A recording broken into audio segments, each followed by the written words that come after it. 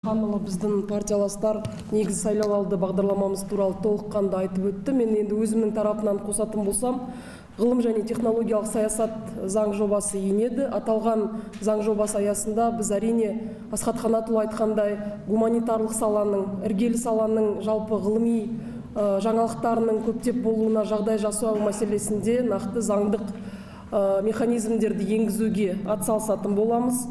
Бүгінгі таңда 7-ші шақырылымда біз дайындаған нақты заңымыз бар. Бұл кітапханашылардың мәртебесі және кітапхана ісінің жаңа мазмұны.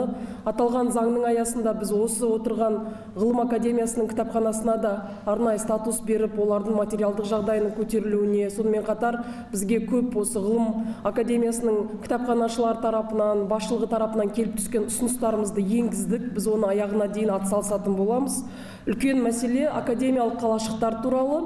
Аманат партиясының сайлауалды бағдарламасында жалпы 20 өңірлік университеттің академиялық қалашықтарын жаңартуға қатысты үлкен ұсыныс енгізіліп, сол қарастырылып отыр. Бірақ біз бұрынғы академиялық қалашық емес, наукоемкий территория дейді, яғни ғылымды қажетсінетін инновациялық орталықтар ретінде қарастырып арнайы заңмен бекіткіміз келеді.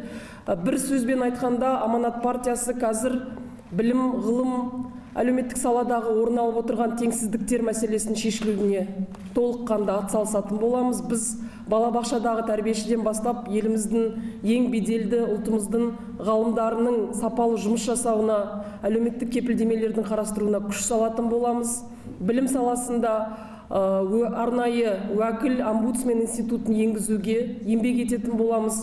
Осы негізде жалпы білімді ұлт қалыптастыруға еңбек еткіміз келеді. Сондықтан 19 наурыз ұлтымыздың, еліміздің бетбұрысты кезеңіндегі сайлауға келіп, Аманат партиясына дауыс беруге шақырамын. Аманат халықпен бірге, Аманат ғалымдармен бірге, ғалымдарды қолдайды, зиялы өкілдерімізді қолдаймыз. Сондықтан сіздерге де, біздерге де нар тәуекел. Рахмет.